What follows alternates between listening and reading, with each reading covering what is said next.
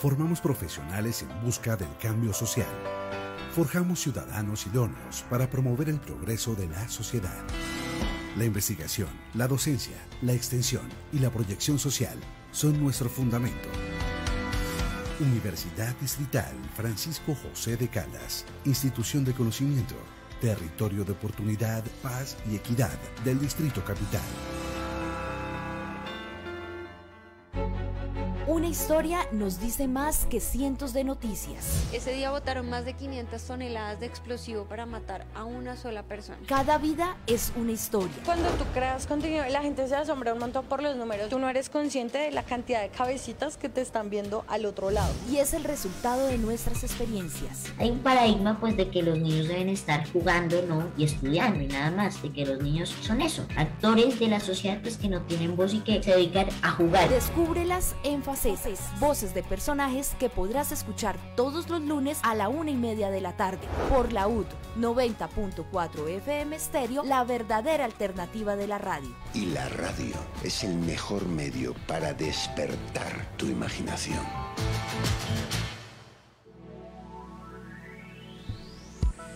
Muy buenas tardes a todos los oyentes de la U 90.4 FM Estéreo. Les estamos saludando hoy 22 de abril del año 2024, dando comienzo a Facetas, programa que emitimos todos los lunes de 1:30 a 2:30 de la tarde, aquí por la emisora de la Universidad Distrital Francisco José de Caldas. Hoy transmitiendo en directo desde los estudios de la UD. Otro equipo está también transmitiendo en directo desde el stand de la Universidad Distrital Francisco José de Caldas en la Feria Internacional del Libro. Nos pueden ver a través de nuestro Facebook, también nos pueden escuchar a través de los 90.4 FM Estéreo. Hoy tenemos invitado a un actor de cine, de televisión, de teatro, también escultor. Nacido en Bogotá, Luis Fernando Borges. Luis Fernando, buenas tardes, gracias por estar aquí en los estudios de la UD Estéreo. Buenas tardes, Alfredo, pues muchas gracias por la invitación. La UD siempre es una emisora deliciosa de escuchar y pues muy contento de estar acá. Muchísimas gracias. Bogotá, ¿cómo así que en Bogotá y no en el campo, donde los abuelos, donde el papá? Adoro el campo de todas maneras, adoro el campo. Mi papá se vino muy joven. Mi abuelo es campesino, mis bisabuelos son paneleros de la región de Nocaima, Cundinamarca. Y bueno, de todas maneras, campesinos, difícil también en estos tiempos y en los tiempos antiguos también. Mi papá vino como a los 15 años a Bogotá, estudió, trabajó en un banco, hizo carrera de todas maneras y pues nos dio una vida de ciudad, ¿no? Una vida de ciudad. Yo nací en el sur de Bogotá, en el barrio Santa Ana Sur.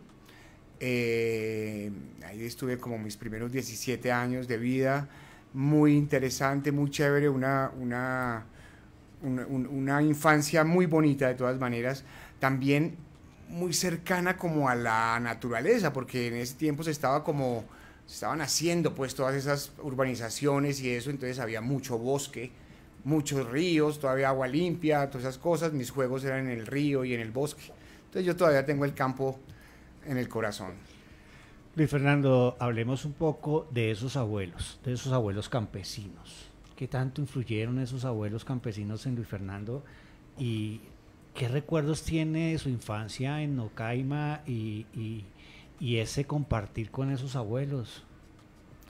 Pues mira que la infancia es juego, ¿no? La infancia es descubrimiento, la infancia es exploración también. Entonces tuve toda la oportunidad del mundo.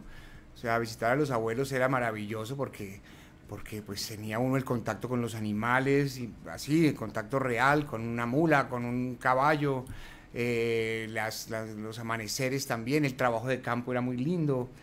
Eso para mí es fundamental, o sea, fundamental. Yo tengo hijos ahora, procuro también llevarlos mucho a la naturaleza, procuro estar con ellos.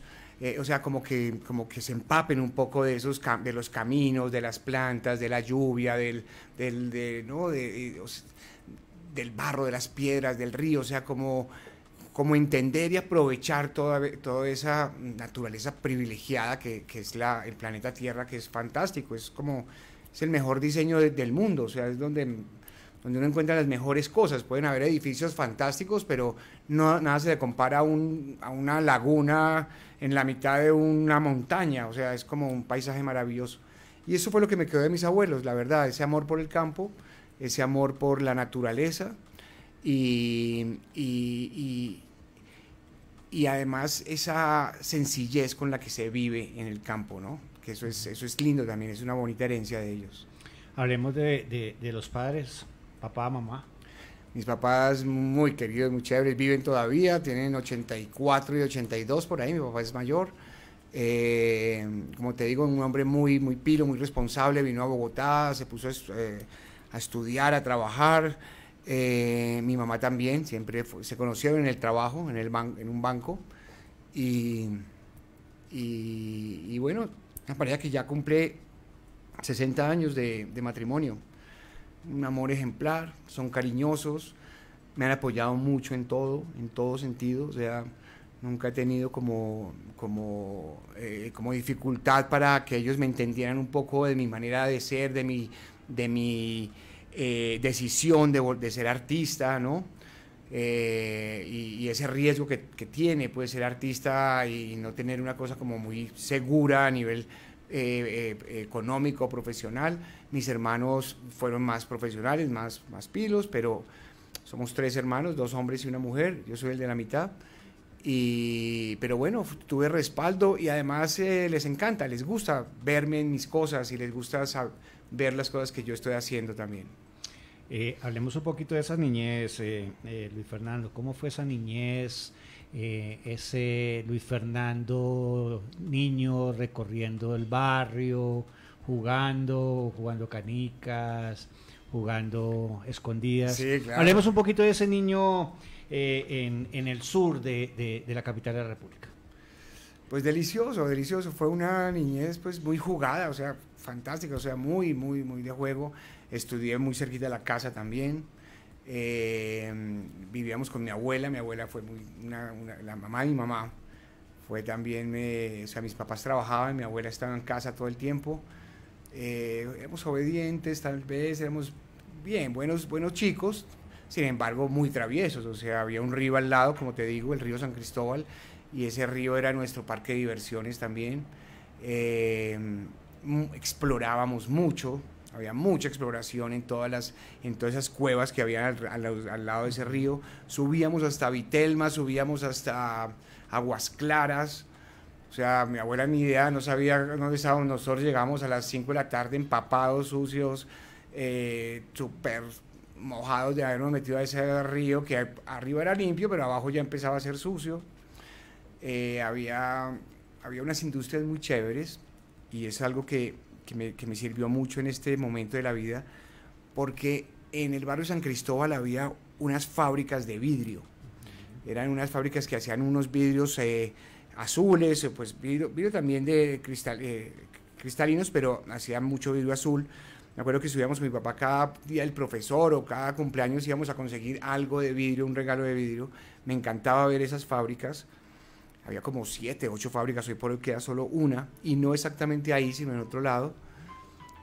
Y entonces esas fábricas, eso era, me encantaba ver trabajar eso, ver cómo soplaban el vidrio, ver cómo ese vidrio se estaba derretido, me intrigaba mucho cómo era que se hacía el vidrio, todos esos procesos. El barrio también se estaba como armando, o sea, el barrio estaban haciendo las urbanizaciones, entonces habían construcciones. Yo también era encantado haciendo cosas, o sea, con los obreros, me metía a trabajar con los obreros echando pala y haciendo cemento y poniendo ladrillos y como ayudándoles de alguna manera. Muy niño, ¿no? Muy niño, pero me dejaban hacerlo. Entonces eso me gustó, siempre era muy manual en las cosas, siempre me gustó esa actividad de hacer cosas. ¿Y Luis Fernando muy enamoradizo? Sí, hombre, desde los 2 años. ¿Desde los 2 años? Dejé la teta de mi mamá y eso, no, pues claro, no enamoradizo, pero sí fui muy, o sea, sí, siento que jugué mucho al papá y a la mamá con mis amigas del barrio. Ya ahorita hablamos del tema. Hablemos del colegio, ¿dónde estudió? ¿Cómo le fue? Estudié. ¿Se graduó? Sí, estudié en el Agustiniano de San Nicolás. Estudié mi primaria y mi bachillerato lo estudié en el colegio Cafam. Alternando entre el... Cafam es de la 68. De la 68, sí. Okay. Alternando en otros colegios porque yo perdí un par de años, entonces me tocó cambiarme de Cafam y me fui al Salesiano de León 13 y después del Salesiano no perdí, pero me regresé, salí de ahí para el Calasanz y del Calasanz tampoco perdí y me devolví al Cafam. Fue mi colegio de entrañable, pues es donde tengo mis amigos, o sea, el grupo de amigos de hace que 40 años. Todavía tenemos un grupo de WhatsApp de amigos del colegio y son los del colegio Cafam, ¿no? Universidad, educación superior. Salí del colegio, yo estaba muy encarretado con la filosofía, entonces salí del colegio y entré a la Santo Tomás a estudiar filosofía y letras. Muy chévere, fueron 2 años excelentes, 2 años deliciosos. El segundo año, el tercer semestre, el quinto semestre empezó a volverse muy tedioso en el sentido que era licenciatura. Era como aprender muchas pedagogías, mucha cosa. No era, o sea, yo estaba contento, era como del conocimiento de la filosofía, de entender la historia de las ideas, de echar paja, de echar carreta, de echar todo eso, y no me interesaba tanto como esas materias un poco más específicas de licenciatura para ser pedagogo. Entonces le dije a un amigo, hombre, esto ya está aburrido, o sea, estamos echando demasiada carreta y no tenemos vida, no tenemos como, o sea, acción, ¿no? Acción o sea, salir, saber viajar, ir a fiestas, muy filósofos y muy ahí metidos, muy ratones de biblioteca. Entonces dijo, ¿qué hacemos? Yo le dije, pues vámonos a una escuela de teatro, allá hay acción pura. Y la verdad no era que, yo en el colegio trabajaba en teatro y me gustaba el teatro y tal, pero pues no pensé que fuera a ser un actor profesional cuando salí del cole. Y entonces convencí a mi amigo Alfredo Saab que nos fuéramos a una escuela de teatro. Nos inscribimos, pasamos el examen en la escuela, en la ENAT, en la Escuela Nacional de Arte Dramático, y estuvimos maravillosos. O sea, lo mejor que uno puede hacer en la vida es hacer el primer año de teatro, es delicioso. Sin embargo, mi amigo, en los ejercicios, cuando hacíamos de pollito, cuando hacíamos de árbol o cuando hacíamos de tal, y me miraba así como de soslayo y decía como que, ¿qué hago acá? Él era más filósofo realmente. Hoy por hoy es un buen escritor, Alfredo Saab Monroy, y es un gran escritor y tal. Él se devolvió a los 6 meses, él se devolvió. Yo me encarreté en la escuela, pues a mí me acogieron impresionante. De una llegué a hacer, o sea, me invitaron a hacer montaje de 5º año, o sea, la pasé muy bien en la escuela, como que fue un despertar impresionante hacia la cultura, hacia la bohemia, hacia todo. Yo tendría por ahí unos 20 años, y fue una explosión de cultura y de cosas, de trasnochadera también. O sea, entré a una escuela de teatro y en una escuela de teatro hay muchas más emociones realmente, entonces, que lo que pasaba en filosofía. Entonces ahí ya me quedé. Yo en filosofía estudiaba eran 5 monjas y 17 seminaristas. Con ellos no había chance de salir a trasnochar. Entonces, mientras que en la escuela de teatro, desde primero a quinto había plan todos los días, todo el tiempo. Delicioso conocer el teatro, ir todos los días a una obra, leer, o sea, las fiestas, conocer gente como mítica, ¿no? En el campo de la vida nacional, todo eso. Eso fue muy encarretador y ahí me quedé. Y ya tengo una carrera como de 35 años de actuación. ¿Muy bohemio? ¿Todavía sigue en la bohemia? No, la bohemia también lo saca uno, lo desplaza uno, tampoco, sí, no. Tuve una buena experiencia con la bohemia. También tuve un susto con ella, porque de todas maneras eso le coge a uno ventaja, ¿no? Entonces ya se empieza a vivir más de noche que de día, y los días se pierden, y es una tristeza. Y tuve ahí, bueno, o sea, fregué la vida todo lo que pude. De todas maneras sí me asusté un poco en un tiempo, porque ya ya no rendía, ni profesionalmente, ni nada, y entonces era más importante estar en la fiesta que en el trabajo, y pues la verdad vi cómo pasaron amigos, vi cómo gente más juiciosa que yo hicieron mejor carrera, y yo me fui quedando un poquito también, y después es difícil recuperarlo también, ¿no? Es difícil. Pero hoy por hoy nada, yo soy padre de familia, tengo un hogar desde hace como 20 años y casado con una artista fantástica, y eso fue también muy bien para que yo estuviera más en cintura con esa libertad tan grande que da el arte, ¿no? Que da la bohemia. Y Caracolito los entró más a los 18, ¿no? Yo en el colegio tuve una hija, o sea, salí, me gradué con una hija, porque ni siquiera yo estudié en un colegio mixto, pero ella no era ni siquiera la novia del colegio, era la novia del afuera. Uh-huh. Nos acabamos de conocer y quedó embarazada, no nos casamos, pero pues no nos íbamos a casar, o sea, nos acabamos de conocer, sin embargo, ella decidió tenerla, yo también tener a mi hija, yo la apoyé, y desde siempre he estado acompañándola, toda la vida. Caracolito ha sido, se llama Diana Carolina, pero le digo desde chiquita Caracolito, ha sido para mí, hemos crecido juntos, la verdad. La mamá fue muy querida de todas maneras, la familia de la mamá y mi familia también se portaron muy bien, y yo no tuve esa presión terrible de tener que dejar todo para dedicarme a trabajar y entregar y darle a mi hija lo que necesitaba. Ella lo tuvo siempre, tuvo su educación y tuvo su techo y su alimento siempre. Yo cuando empecé a trabajar, obviamente colaboraba. Ella se graduó de bióloga en la universidad, o sea, estudió, está muy bien, pero mi familia también me apoyó cuando no había, en la familia de ella también. Y la mamá de ella fue muy querida, o sea, fue una mujer de todas maneras comprensiva, tranquila, veía que yo también era cariñoso con mi hija, entonces tampoco le exigió mucho. No me exigía, no me presionaba de una mala manera. Entonces, los ratos que tuve con mi hija, que fueron muchos, incluso viví con ella chiquito, que yo vivía solo, yo alquilaba casas enormes en la Candelaria. Yo alquilé 3 casas en 3 oportunidades diferentes, unas casonas gigantes, y yo me la llevaba a vivir conmigo hasta que ella se cansaba. Ella decía, no, papá, hoy no fui al colegio tampoco porque no me alcancé a levantar y mañana no sé qué. Entonces se devolvió donde la mamá.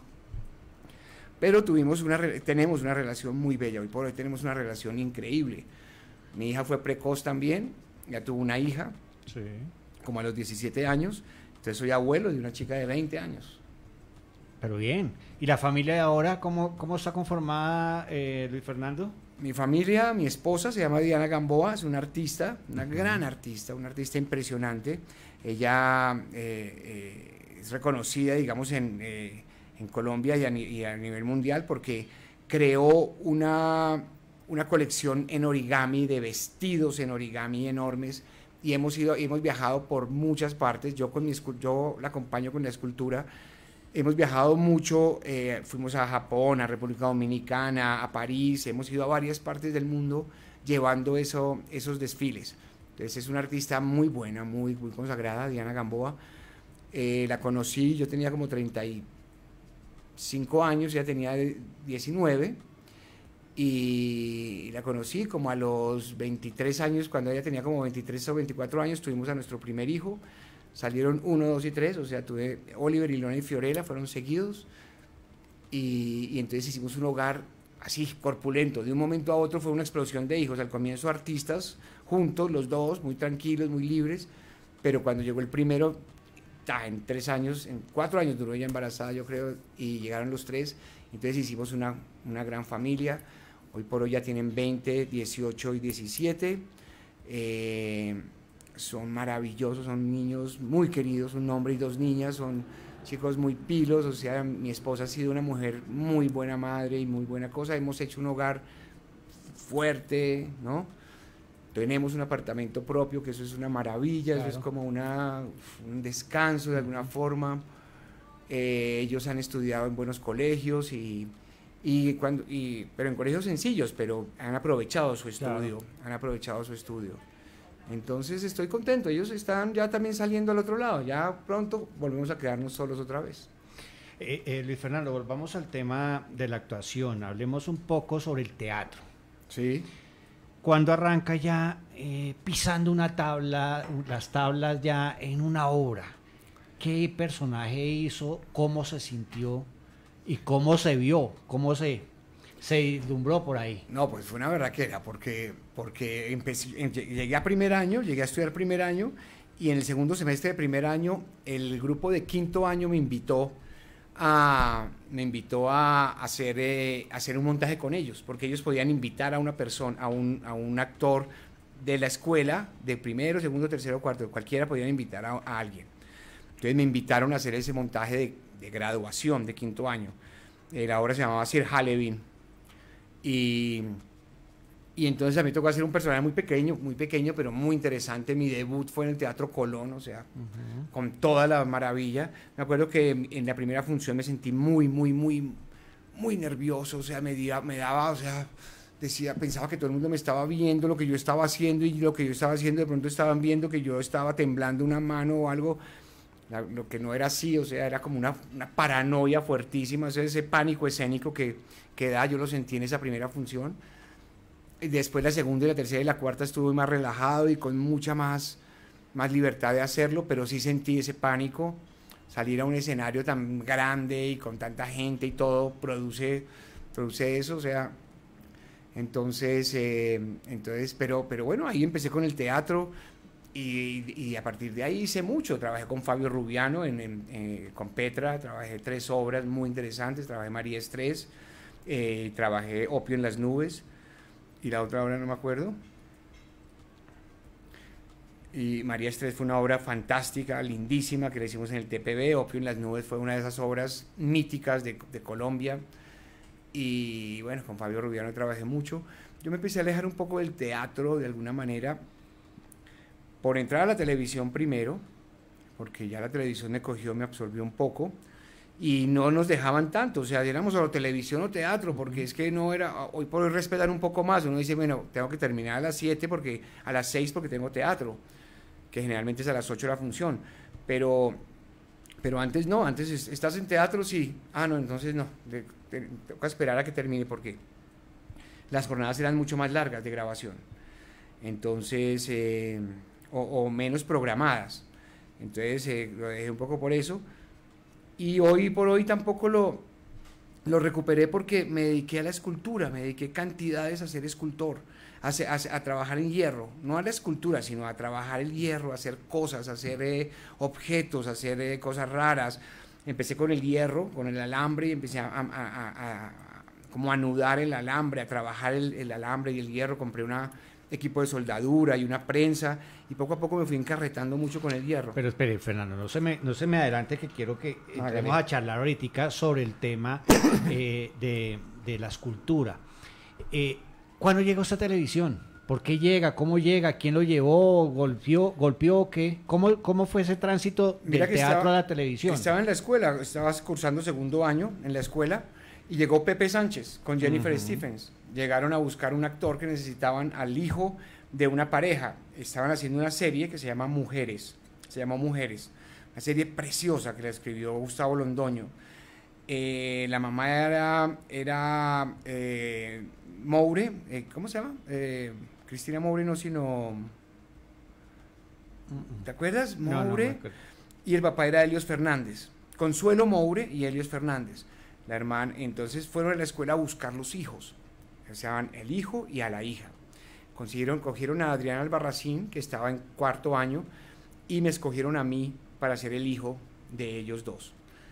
Preciosa serie. Fueron 30 capítulos en una serie divina, dirigido por Pepe Sánchez, que fue esas clases magistrales de actuación. O sea, fue mi primera entrada a televisión, y con ese semejante director y con una producción maravillosa. Entonces ahí me hice actor, me fue muy bien en esa serie. Yo hacía un personaje conflictivo, hacía un hijo drogadicto, problemático con su mamá y su papá. Entonces, pero que a la hora del té, o sea, como que lograba de alguna manera repuntar. Tenía muchos, fue una historia que duró como sea, fueron en 30 capítulos, se contaron como unos 7 años. Muy linda, una obra que la tengo mucho, la llevo en el corazón. Ahí salía otra, Dejémonos de Vainas, por ejemplo, ahí mismo me cogieron para eso, Dejémonos de Vainas, hice un personaje muy chistoso porque era como el rey de los gomelos, o sea, se llamaba Felipe Ángeles, y eso fue, ¿sabes? Era increíble porque la gente lo vio mucho y se acordaban mucho de eso. De ahí había en ese tiempo habían muchas programadoras, no solamente estaban esos 2 canales grandes, sino habían Prome, que estaba Coestrellas, todas esas, y cada una tenía sus programas. Yo salía mucho, cada semana tenía que grabar alguna cosa, melodramas o cosas de caso juzgado, cosas así. Entonces ahí ya hice mucho, trabajé mucho en eso, trabajé bastante en programas así variados. Tuve un gran personaje en una serie de médicos que se hizo hace 20 años, que se llamó Héroes de Turno. Yo era el protagonista, hicimos 300 capítulos, una vaina impresionante, trabajamos día y noche todos los días. Lo pasaban por la tarde, pero era una cosa extenuante, pero era una cátedra, o sea, era una universidad de aprenderse los libretos rápido, de sacar las escenas bien improvisadas, porque hacíamos muchas escenas al día. Entonces, oye, pero yo cuando estoy hablando así parece que tuviera como 70 años.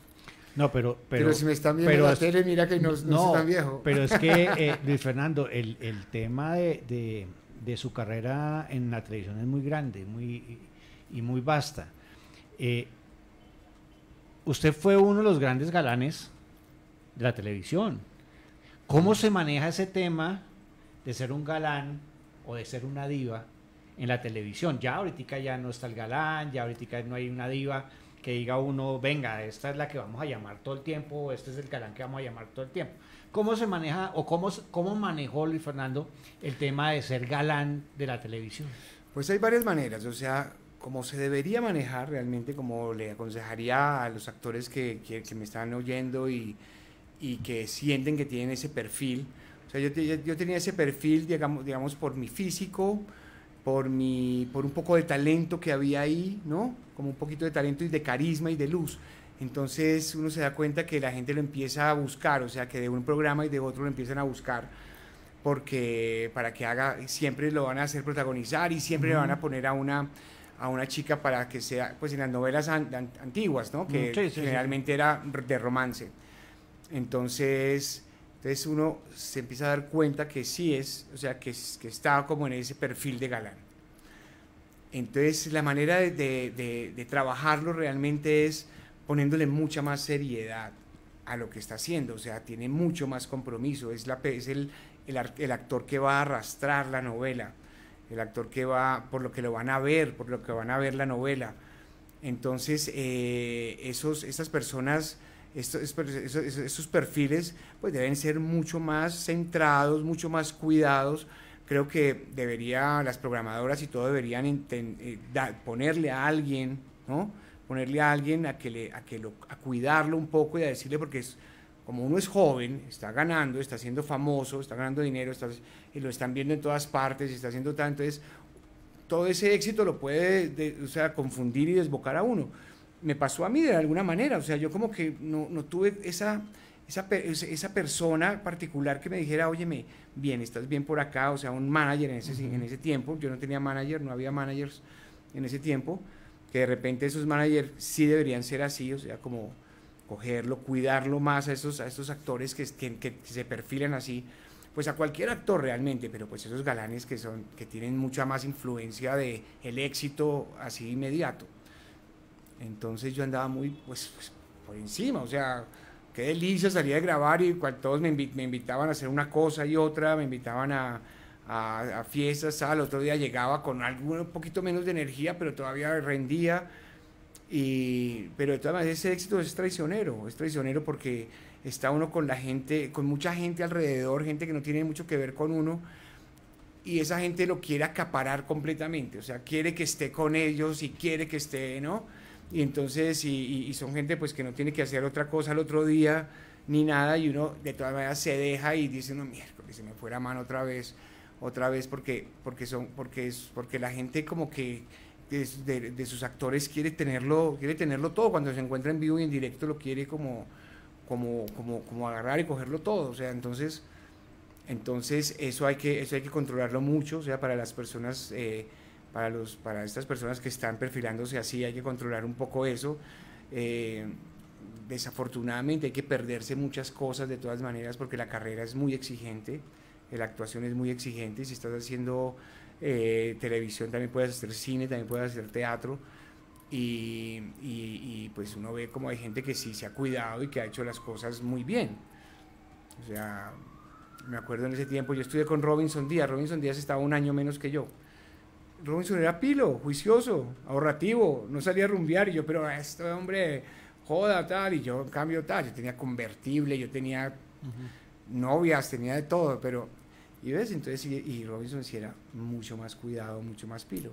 Entonces, de alguna manera, pues, hay muchas maneras de hacerlo, pero la mejor manera es cuidando eso, porque la carrera de actuación es muy hermosa, es muy linda si uno la disfruta, porque le van a tocar oportunidades de hacer historias preciosas en otras partes del mundo, de viajar, de conocer otras cosas, de premios. Generalmente le llegan a uno empieza a ser un poco famoso y le llegan invitaciones de todas partes, le regalan acciones, en membresías, en cosas, lo atienden muy bien en todas partes. Entonces imagínate, eso es muy bonito, o sea, es como la gente como que le gusta a sus actores, y entonces si uno lo aprovecha de alguna manera bien. Otra cosa es no ser creído, porque uno se debe a su gente también. Entonces cuando la gente le hace a uno un cariño, no es que lo estén molestando, sino le están es como pues expresando su aprecio. La cosa es no pegarse, que no se le peguen a uno, y que no, claro, no dejarse que se le peguen tampoco, porque si no se lo llevan por delante, pero ser una persona porque es el carisma, o sea, lo que vende los actores es el carisma, es el ángel que se tiene. Eso es lo que se vende, ¿no? Ese es el tesoro que un actor tiene. Ni siquiera es la sonrisa perfecta, los ojos perfectos, sino como de alguna manera eso lo saca a la luz y lo muestra, y a la gente le impresiona y le impacta. Entonces ese carisma es el tesoro que uno reparte entre su gente. Luis Fernando, cine. ¿Cómo le ha ido en cine? ¿Qué tal el cine? Cine muy bien, yo tengo una suerte gigantesca, porque tengo una película que es increíble, han pasado más de 10 años y todavía todos los días me preguntan por ella. Es una película que hice, fue en el 2010, la escribió y le dirigió Juan Fischer, se llama Buscando a Miguel. Una película que la vio tanta gente, pero por un fenómeno, por la piratería. O sea, la película estuvo en cine como 3 semanas, en Cine Colombia, y no la dejaron más. Pero la piratería, y en ese tiempo que se vendían las películas para el DVD. Entonces, eso fue impresionante. O sea, yo iba a comprar de vez en cuando la película para regalarla a mis amigos, y me decían, mira, eso se ha vendido como 2 millones de copias. Y tener un público así, y lo creo mucho que ha tenido un público increíble. Fue a festivales, ganó festivales. Buscando a Miguel fue una muy buena película.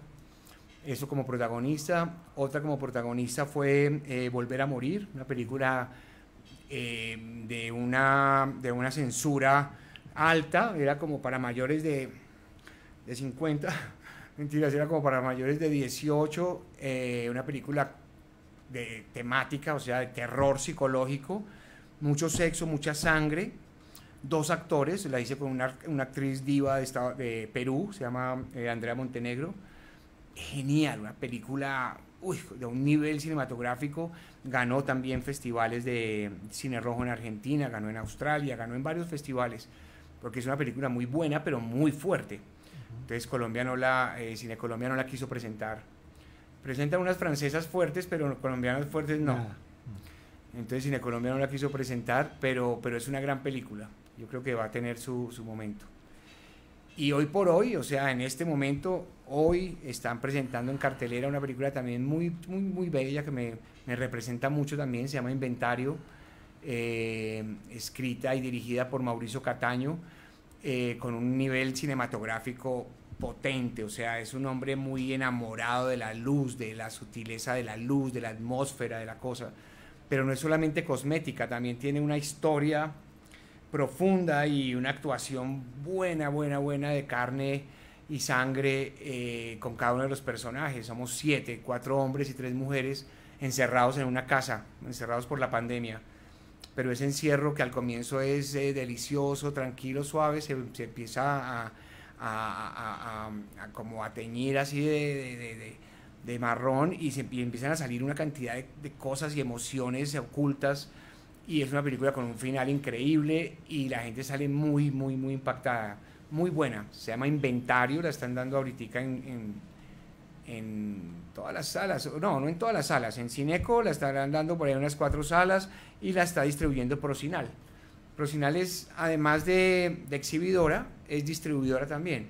Entonces Procinal también, o sea, él la exhibe en sus teatros de Procinal, pero la distribuye también a otros teatros. Entonces la está distribuyendo Procinal y la tiene en Cineco, en Cinépolis y en Procinal mismo, ¿no? Hay que ir a verla. Muy buena, recomendada. Le prometo que la voy a ver. Sí. Entremos ya a uno de los temas que creo que muy pocos oyentes conocen de su vida, Luis Fernando, y es el tema de ser escultor. ¿Cómo llega usted a ser escultor? Ajá. O sea, estaba de actor y pasa a ser escultor, ya profesionalmente. Hablemos un poquito sobre el tema de la escultura. Pues sí, hoy por hoy es un poco más profesional porque ya he hecho exposiciones y todo. Ser artista de todas maneras, escultor en ese campo es un trabajo de toda la vida. Uno de pronto cuando es actor porque ya ha hecho varias cosas y tal, y puede decir que es actor, pero ser artista, escultor, es algo que es la historia la que lo dice. No es uno, eso es toda la vida diciendo cosas, haciendo cosas. Pues hace mucho tiempo, empecé muy joven, o sea, creo que fue incluso estudiando filosofía, o cuando recién entré a la escuela de teatro, caminaba mucho, caminaba desde la escuela hasta mi casa, ya no vivía en el sur, ya vivía en el norte, vivía en el barrio de la Castellana, caminaba mucho y salí y recogí, y fui poco a poco y recogía alambres, o sea, pateaba alambres y recogía esos alambres mientras iba caminando, iba pensando en los personajes, iba pensando en lo que en las clases, porque yo era muy, como salí de filosofía, era muy intelectual con el teatro. Entonces, y con esos alambres, sin pensar mucho, iba armándolos, como arreglándolos, como una manía de tener algo en la mano, y con esos alambres de la calle, de las construcciones de Bogotá, iba cuadrando, y cuando llegaba a la casa llegaba con algo hecho, llegaba con una flor, llegaba con un muñequito, llegaba con algo que me gustaba, que me parecía que estaba bien. Esos fueron los comienzos del teatro, o sea, recogiendo alambres y armándolos, en los comienzos de la escultura.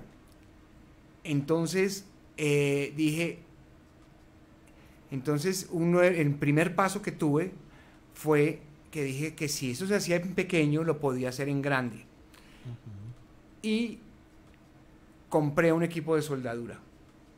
Compré un equipo de soldadura con careta, con guantes, con todo, sin saber nada. Compré un equipo de soldadura y cogí varillas más grandes y empecé a pegar una varilla con otra. Soldar es pegar el hierro, ¿no? Entonces empecé a pegar una varilla con otra y a construir cosas. Eso fue buenísimo. Haciendo Señora Isabel, la primera Señora Isabel que se hizo, yo me metí al SENA a estudiar soldadura y lámina, porque ya estaba encarretado con la soldadura y con eso, y me metí al SENA. Yo salía del set, cuando alcanzaba, salía del set maquillado y emperifollado al SENA, a clase del SENA con los compañeros que eran realmente obreros, ¿no? El profesor no la podía creer, decía: ¿usted qué está haciendo acá? O sea, ¿cómo puede ser? O sea, ¿qué está haciendo acá? Pues porque, bueno, pues el SENA es un instituto que está formando gente, trabajadores de eso. No exactamente está formando artistas, está formando técnicos. Y yo nada, yo igual me lo hice como un año del SENA, pilísimo, tal, me hice buenos amigos ahí, o sea, me la montaban al comienzo, pero después fueron buenos amigos.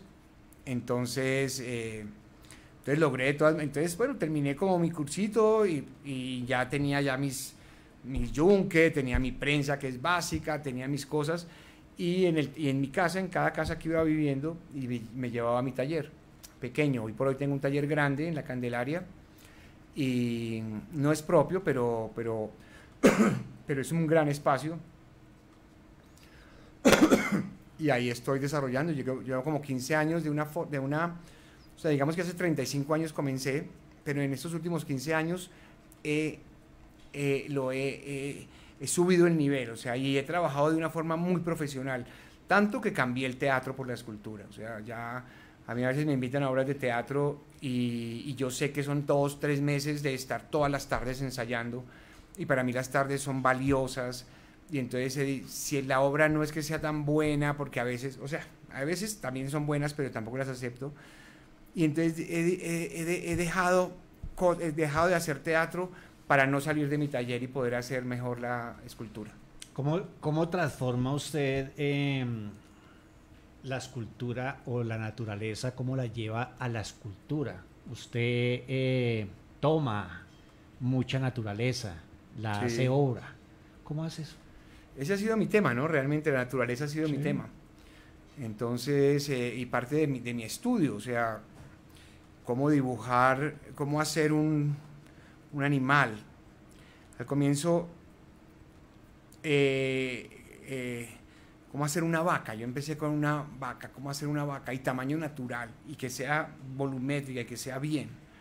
Y empecé a hacerlo poco a poco la vaca. La vaca me quedó bien. Y hice una colección de animales divina. Eran unos conejos enormes de 5 metros de altura, unos osos, unos venados, unas cosas, hice una colección preciosa de animales y dije, uy, yo me quiero quedar haciendo animales siempre, toda la vida, porque era como hacer clases de anatomía un poco, de lograr la anatomía del animal. Entonces eran como ejercicios de anatomía. Sin embargo, por ejemplo, soy encantado con los árboles y me metí, adoro subirme a los árboles, adoro la naturaleza. También quise dibujar árboles y los árboles han salido preciosos también. Son cosas que se van transformando. Al comienzo es como si fuera un niño de 5 años que hace un palito y una nubecita encima. Y así los empecé a hacer, o sea, así empecé a hacer los árboles. Después, poco a poco, tuvieron más organicidad. Hoy por hoy ya son unos árboles lindos, robustos, son pequeños, pues se podrían hacer grandes, pero yo sigo trabajando con el alambre también, entonces son como de máximo 1 metro de altos, pero son orgánicos, o sea, tienen sus raíces, tienen sus cosas, su follaje, tal. Hago muchos dibujos caricaturescos, de alguna manera dibujos en varilla de una sola línea. Me gusta trabajar una sola línea, un trabajo más automático, como sin pensar. Entonces de ahí salen muchos dibujos y mucho dibujo que me refiere mucho como a ese arte cubista, como al Picasso, como a Miró, como a los modernistas, me refiere mucho a eso. Pienso que todavía soy pues muy investigador, como soy autodidacta, entonces soy investigador. No me han parado, hoy por hoy ya me paran algo de bolas las galerías, pero desde siempre fui como muy orgánico aprendiendo a hacer escultura. O sea, ¿qué veía yo que fuera parecido al arte? O sea, si esto me parecía algo que yo pudiera decir que sí es arte, como que sí lo hubiera visto en algún museo, entonces por ahí iba y decía, sí, claro, tiene composición, tiene luz, tiene extrañeza, tiene intriga. Y así han sido mis trabajos. Tengo bastantes trabajos también, no solamente hago escultura, hago muebles también, y porque cuando uno trabaja en hierro pues tiene ganas de hacer de todo. O sea, que la mamá, pues no la mamá, mi casa necesita una banca, necesita una cosa, y uno hace una banca y le queda bien, pues quiere hacer más. Entonces cuando uno hace algo y le queda bien, quiere hacer algo, quiere hacerlo otra vez, no igual, pero quiere seguir por ahí, o sea, entonces así es que se va haciendo el mundo de un artista. Luis Fernando, ¿qué significa para usted, para Luis Fernando, la naturaleza? ¿Qué es la naturaleza para Luis Fernando? No lo miremos ni desde lo actoral, ni desde el arte de la escultura, sino para usted, ¿qué es la naturaleza? Pues para mí es el mayor misterio y el mayor suceso. Yo todavía me sorprendo cantidades con lo que puede uno encontrar en la naturaleza, o sea, con ese diseño divino que hay en la naturaleza, en una mata cualquiera, o en un río, en una montaña, en una laguna, en una playa, por debajo del agua. O sea, cada día se descubren más cosas impresionantes de cómo es el mundo, y a nivel macro y a nivel microscópico también. O sea, cuando uno ve que, no sé, que las cadenas de ADN son tan complejas, o que una flor es tan hermosamente extraña y preciosa, o que un pájaro tiene un plumaje tan impresionante, pues uno no sé cómo, o sea, yo no lo explico, yo solamente como que lo dejo como decir, miércoles, estoy en un mundo, estoy en un sitio muy bien diseñado, impresionantemente bien armado a través de los milenios, pero algo que estoy en el sitio que no hay en todo el universo, estoy en el mejor sitio del universo, que es el planeta Tierra, en esa naturaleza. No puedo dejar de pensar en Dios en una situación de esas, porque por más evolución y todo, hay unas creaciones, hay un diseño muy inteligente, muy impresionante. Entonces siento la naturaleza como la naturaleza, o sea, como es este mundo, lo más insuperable que hay. O sea, no creo que haya algo que vaya a superar la naturaleza. Mire, yo estuve mirando ciertas entrevistas que le han hecho, mirando su historia, y me encontré con una frase suya que la traigo en este momento porque me dejó pensando. Sí. ¿Cómo se dibuja sin lápiz ni papel? Lo dijo usted en una entrevista. Sí, ¿Cómo sí, se sí, dibuja sin lápiz y sin papel? Ese es soy un experto. Pues la verdad, dibujar con alambre, o sea, el alambre es una línea. Sí. El alambre es una línea suelta en el espacio, es como si un rayón realmente en el espacio. Entonces, eso es dibujar sin lápiz, o sea, ya tiene uno la línea, ya tiene como uno el grafito hecho y lo dibuja. Dibujar sin lápiz y sin papel, dibujar en el aire, eso es como dibujar en el aire. Y es muy chévere porque realmente mi trabajo es dibujo, antes de ser escultura, porque las esculturas son un poco más sólidas de alguna forma, el comienzo de eso es el dibujo espacial, el dibujo tridimensional. Entonces ese dibujo que tiene las tres dimensiones, que se puede ver por detrás, por delante, por arriba, por abajo, es ese dibujo, está dibujado en el aire y está cogiendo un espacio, no es plano, o sea, no está dibujado sobre un papel, no es plano. Entonces eso es dibujo espacial, dibujo en el aire, ¿no? Usted nos hablaba de su taller, también estuvimos por ahí mirando su taller, sí. lo que logramos observar, y nos encontramos con los rinocerontes, o con un rinoceronte, que lo tiene usted adornado, si me permite la expresión, si no estoy siendo o utilizando mal la palabra, con matas, con flores, con todo, musgo. Fue una manada de rinocerontes. Una manada. ¿Por qué rinocerontes? ¿Qué le gusta el rinoceronte y por qué en un gato, en un perro, en un elefante, un caballo? ¿Por qué un rinoceronte que ya te dije que me encantan los animales, o sea, he hecho bastantes animales. Sí. He hecho morsas, que me encantan las morsas. Me encantan las morsas. He hecho, bueno, caballos, pájaros, he hecho tal. Y los rinocerontes es un animal mítico completamente. El rinoceronte es como esos animales antiguos, o sea, que vienen de la prehistoria, que traen una información increíble de naturaleza, traen una información increíble. Entonces el rinoceronte es un animal muy poderoso, es de los mamíferos más grandes de África, de los más antiguos, con una percepción y una cosa, un misterio increíble. Muchos artistas trabajan el rinoceronte también, lo hizo Durero y lo han hecho varios. Y yo no es que conozca los rinocerontes, yo no lo conozco personalmente, lo vi una vez en un zoológico, pero no es que estoy...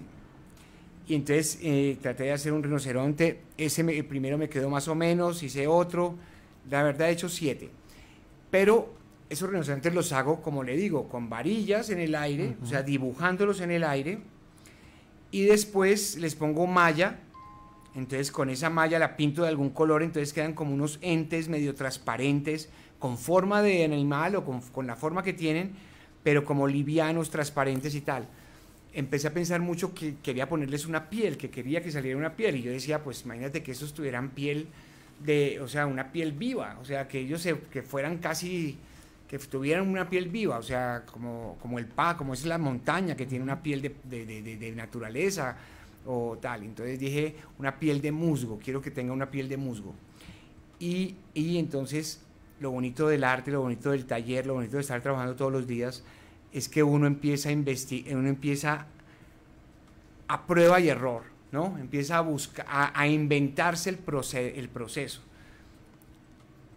De pronto ese proceso ya existía antes, uno lo puede hasta buscar, y hoy por hoy lo puede buscar y encontrarlo en alguna forma, o sea, le pueden dar las instrucciones, pero en el taller y como artista a uno lo que más le gusta es encontrarlo por uno mismo el proceso, o sea, como decir, miércoles, ya lo hice el rinoceronte solo, sin estar teniendo un rinoceronte al frente, ni estar copiándolo ni nada, sino como la memoria, como me imaginaba yo, cómo me acordaba yo que era un rinoceronte. Ya hice eso, ya puedo seguir intentando ponerle musgo. ¿Y qué necesita el musgo? Necesita tener una capa de tierrita. Entonces me inventé la forma con un biotextil y le hice un tejido, y poco a poco echándole agua, empezó a hacer pasar ese verdín. Ya sabes que el musgo, cuando uno no quiere que esté, que aparece, pero cuando uno quiere que aparezca, no aparece. Es jodido. Sí. Pero entonces tuve éxito con esa piel, y entonces mi intención fue ponerle musgo, se hizo la capa de musgo, el jardín donde los tengo polinizó, o sea, caían semillitas, caían cosas de otras cosas, entonces los rinocerontes se volvieron más vivos, o sea, hoy por hoy son como unas montañas, no han perdido la forma de animal, pero de todas maneras son como un ente vivo, una escultura viva que refiere a la naturaleza, a la fuerza, a la resistencia de la naturaleza, a la sobrevivencia, ¿no? A tener un animal, o sea, el reino animal, el vegetal y el mineral juntos en una sola pieza, y es una pieza maravillosa, la he llevado varias veces a exponer y ha tenido bastante éxito, son bonitas piezas. Luis Fernando, ¿creyente? Sí, creo que sí, o sea, no he perdido de todas maneras, no he cambiado, digamos, la ciencia por o sea, no me he declarado realmente ateo para nada. Desde la infancia he estado educado en la religión católica, solo que hoy por hoy entiendo más a Dios en la naturaleza, realmente, no en esa figura de pronto que nos refiere la iglesia desde tanto tiempo, ese Dios que no contesta y ese Dios que es completamente como etéreo y desconocido, ¿no? Ya lo veo ya en todas partes. Luis Fernando Borges, muchísimas gracias. Charla delicioso, conocemos su otra vida, que es la vida de la escultura, 1 hora ya casi de charla. Luis Fernando, muchísimas gracias de verdad por estar aquí en la UD Estéreo y por habernos acompañado. A ti, muchísimas gracias, de verdad, muchísimas gracias. Quiero recordarte que estamos en temporada de la película de Inventario, entonces, porfa, no se la pierdan, es una muy buena película con un buen elenco. Y bueno, hay que verlo, hay que ver el cine colombiano, hay que hacer público, o sea, Claro. tenemos que, porque cada vez está mejor. Rápidamente, ¿dónde lo pueden ver? ¿Qué teatros? Están dando ¿tienes por ahí? yo la vi ayer en el Embajador, en el Sí. Teatro Embajador, que ese es de Cineco, Salitre Plaza, de Procinal, Vima, o sea, está en varias salas que son Procinal, Cineco y Cinépolis. Entonces hay que verla y buscarla, pero está como en el Salitre Plaza, en Calle de las Américas, en Plaza de las Américas, en eso. Martes y miércoles es mitad de precio con Cineco, entonces hay que aprovechar eso.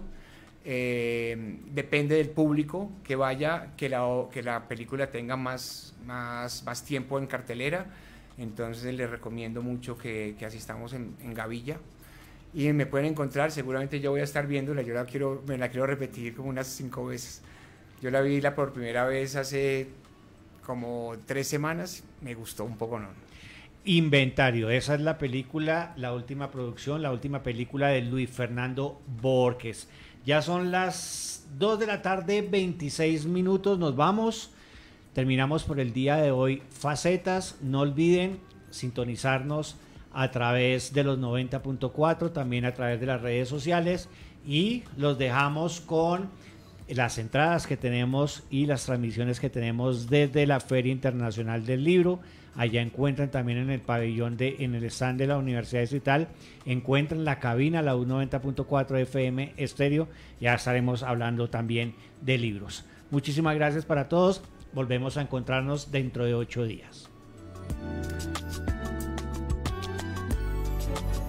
Una historia nos dice más que cientos de noticias. Ese día votaron más de 500